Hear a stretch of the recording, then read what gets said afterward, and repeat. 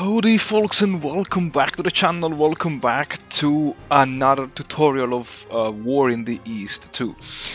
This tutorial will be relatively short because there are not too many words to say, but I decided to do it anyway. Especially at the end of the two sub-chapters of the air war and the logistics, because obviously we're gonna briefly talk about air transportation of freight, or for the friends, air supply missions. These can be performed exclusively in the ground movement phase, and if you're playing with the AI air assist on, you don't have to worry about this. You can just press F12 and the AI will take care of it. If pardon me, you are not playing with the AI air assist mode on, but you want the AI to take care of this, at the end of the ground phase you can click on this button here and the AI will do it. Or if you are really hardcore players, you can press on the F9, the air transport mode, and you will access to this screen and this window here. Here you can select what you want to transport via planes. In this case, by default, the freight is selected. And the process is relatively simple. You see on the map that all of the hexes with air bases are colored in either green or blue. The difference is very simple. The blue ones are the hexes that also host a supply depot, a freight depot. Actually, sorry, a railway depot. And you just need to follow the instruction here on the map. You can select any hex as your target hex for the air supply mission, but there is a big but that I have to mention here. Target hexes with air bases ensure the highest efficiency of the air delivery mission. If you select a clear hex that does not have any air base, 50% of the freight will be lost. If you select a freight that has a terrain different than clear, even more freight will be lost. And the reason is very simple, because when you move freight from one airfield to from one airbase to another airbase, in the target airbase there will always be someone willing to help the crew in unloading the freight and maybe, I don't know, preparing the planes for the new takeoff. And while if you imagine the planes flying over a plane, they will need to fly low, maybe not too slow to avoid getting intercepted. They would need to literally throw the freight from the planes, and yeah, some freight can be lost. I don't know if it's water, fuel, or medicines or ammunitions or whatever, you know. So always keep in mind of selecting a target hex with an airbase. And how does it look like? Well, it's very easy. When you click, let's say, on Kobrin, you see that there are several colors changing. In yellow, Kobrin is now the selected target hex, and the AI will automatically pick for you the staging base. The staging base is an airbase with freight, which is the closest one to your target hex. In this case, is the airbase of Biala Podlaska. Here you can see all the information about the mission, transport freight, the number of transport planes and the number of escorts, and the final destination. Here you can change if you want the staging base, but from my experience the AI is doing a very good job, actually an outstanding job, in picking the best staging base. And here you have the amount of freight in tons that corresponds to the freight held currently stored by the depot, and here the range in hexes between the staging base and the target.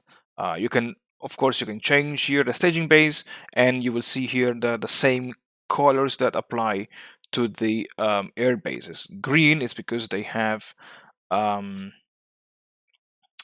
they have planes in them. Blue because they don't have, or it can be yellow, orange, or red.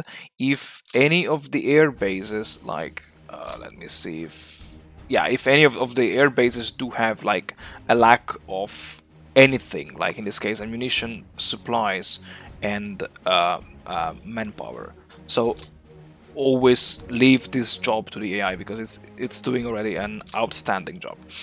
And you see also here the lines. The purple lines indicate the flying route that the transport air group units will take. I did not mention the air supply mission is the only type of mission that cannot be set during the air planning phase, and that's why it can only be executed during the ground phase. And also you cannot change the flying routes of your planes. And while yeah, the purple ones are the transport routes of the routes of the transport planes. In this greenish, bluish color is the route of the escort, and in red, once they have all arrived at the rendezvous point, they will fly all together towards the target hex. Here you can see the staging bases, and here you can see the selected air groups. You have, in this case, transport, and you also have fighter bombers that will work as fighter escort. You can also have bombers like as you've seen the Kampfgeschwader, but every air group unit of bombers will cost you 1 extra administrative point, because this is like taking an important decision with the Luftwaffe commander-in-chief, and he may not be pleased of seeing his bombers being used as transport planes, so it will cost you administrative points. And also the last point, here you see multiple missions or single mission. This depends on how much freight you want to transport. If you want to transport a lot, then you can leave on multiple missions, and then you can select. You can click here on launch. Otherwise, you can just click on single mission, and the AI will just execute this. Oh yeah, sorry, it must be a friendly hex. Will execute your mission. Unit. You can transport, let's say, units via planes. I've never done it, and I do not recommend doing it. So it's possible. The units must be either an X with an airbase or an X adjacent to an X with an airbase, and the unit must have at least 1 movement point left. And again, you can select, in this case, like the 93rd Infantry Division, and you can select the target airbase, like Elbing, and this is the cost of the mission. And what the AI will do will be simply to collect as many transport planes as possible, and then lift the division towards the target destination. Now there are like 2 caveats in this. First one, all of the non-motorized elements of the units that cannot be transported, sorry, all the motorized elements that cannot be transported via the air bridge, they will be sent back to the production pool. So you will need to wait at least 1 more turn before the unit will receive back its motorized elements. And second, there is the problem of air interception. Even if you have fighter escorts, and even if you're flying relatively far away from the front line, by the way, this is something that is constantly being tuned. So what I'm saying now may not be hold true in 2 or 3 future updates. So again, take this information with a pinch of salt.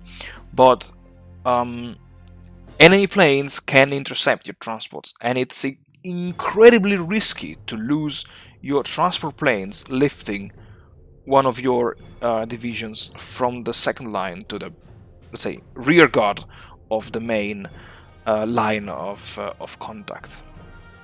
So yeah, I personally prefer moving divisions on foot or via railway. And the last one is the airborne mission. Honestly, I don't want to spend time on this because airborne operations were kind of rarely used on the Eastern Front, and whenever the Soviets tried their only big airborne operation, it ended up in a big, epic, massive failure. So honestly, I think you have already enough shit to deal with in War in these two that you can skip airborne operations. And yeah, that's already it from my side, folks. Thank you very much for watching. Thank you very much for supporting the channel. And yeah, stay tuned for more, because in the next episode we will talk about one of the other most important aspects of a successful campaign, which is railway repairs. But more about this in the next tutorial. Until then, friends, I wish you all the best. Take care, stay safe, stay healthy, and well, I hope to see you all in the next tutorial.